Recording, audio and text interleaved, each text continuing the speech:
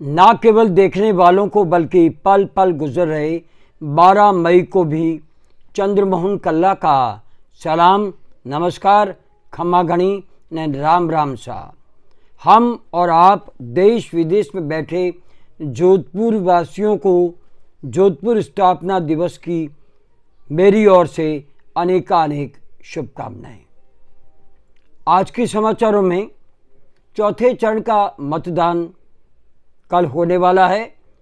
96 सीटों पर होने जा रहे इस मतदान में अगर पिछले 3 चरणों की तरह इस बार भी लो वोटिंग रही तो मान करके चलिए कि इस बार भारतीय जनता पार्टी को 272 तो छोड़िए, वे 220 तक भी पहुंच जाए तो बहुत बड़ी बात होगी। सियासी जानकार और विश्लेषक बताते हैं कि गत चुनावों में भाजपा के पास 96 सीटों में से 72 सीटें थी, वह एनडीए के पास में सर्वाधिक सीटें थी।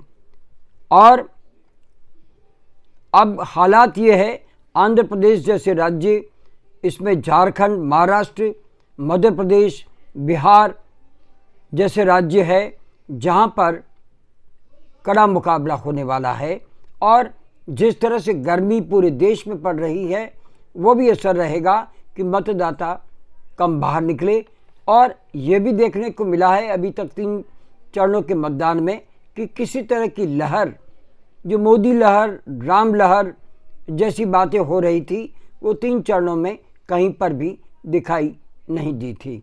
लेकिन चौथे चरण के वोटों की अगर बात करें तो कल मतदान होगा, जिसमें हम आपको बता दें कि मध्य प्रदेश की 8, महाराष्ट्र की 11, बिहार की 5 सीटें, झारखंड की 4 और उत्तर प्रदेश की 13 सीटों पर चुनाव होना है।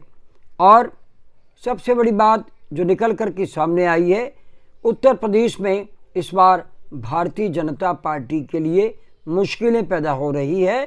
यहाँ पर 4 सीटों पर बताया जा रहा है कि भाजपा का पार पाना मुश्किल होगा। आपको ये भी बता दें कि बंगाल में भी ज़बरदस्त फाइट है और इंदौर का मुकाबला तो ये समझिए जौकर वाला मुकाबला हो चुका है। यहाँ पर भारतीय जनता पार्टी और नोटा के बीच में टक्कर हो सकती है। पहली बार होगा देश में किसी चुनाव में नोटा और भारतीय जनता पार्टी जैसी राष्ट्रीय पार्टी का मुकाबला किसी प्रत्याशी से नहीं हो करके नोटा से होगा।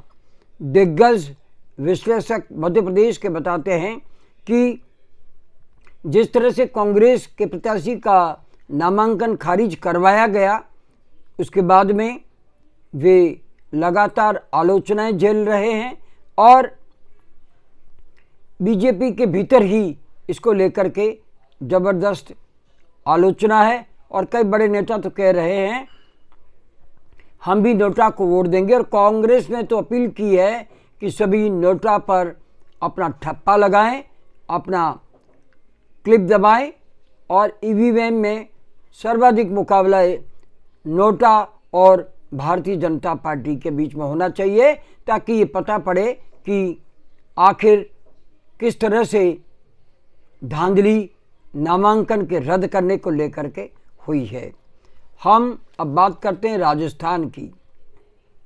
राजस्थान में 2 चरणों में मतदान हुआ, लेकिन 9 प्रत्याशी इसमें ऐसे हैं जिनका राजनीतिक कैरियर जीत और हार पर टिका है।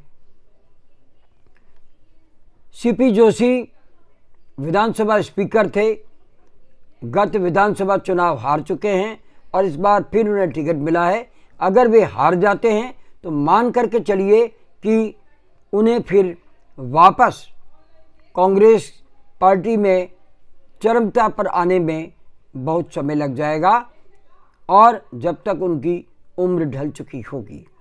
आपको ये भी बता दें कि मुख्यमंत्री अशोक गहलोत के पुत्र वैभव गहलोत, जो गत बार जोधपुर से चुनाव हार चुके थे, इस बार जालोर से चुनाव लड़ रहे हैं।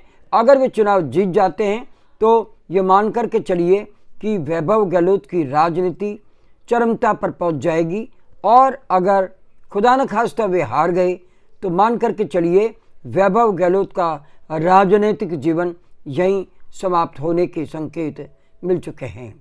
हम आपको ये भी बता दें कि प्रताप सिंह खाचरियावास जो गहलोत सरकार में मंत्री थे, विधानसभा का चुनाव हारे, जयपुर से उन्हें टिकट मिला है, और अगर वे भी चुनाव हार जाते हैं तो साइडलाइन कर दिए जाएंगे और वापस उन्हें कांग्रेस की स्पीड पकड़ने में समय लगेगा। अगर हम बात करें कुलदीप इंदौरा की, तो उनके लिए भी करो या मरो वाला ये चुनाव है। वे जीतते हैं तो ठीक, वरना हालात ख़राब हो जाएंगे। गोविंद राम मेघवाल, इनको भी अगर हम बात करें तो इनके लिए भी ये चुनाव आर पार का होगा। अगर हार जाते हैं वे साइडलाइन कर दिए जाएंगे। और उदयलाल आंजना के लिए भी ऐसे ही कुछ हालात है। इस तरह से कुल 9 प्रत्याशी ऐसे हैं जिनका भविष्य इस चुनाव के परिणाम पर टिका है। आज बस इतना ही। अगला समाचार बुलेटिन लेकर फिर हाजिर होंगे, और इजाज़त लेने से पहले हम जानना चाहते हैं कि आपको ये चैनल कैसा लगता है। अगर आपको ये चैनल पसंद है, इसे सब्सक्राइब करें, लाइक करें, शेयर करें और इस चैनल को बढ़ावा दें। अब आज्ञा दीजिए। नमस्कार, जय हिंद, शुभ रात्रि, शब्बा खैर, जय जय भारती।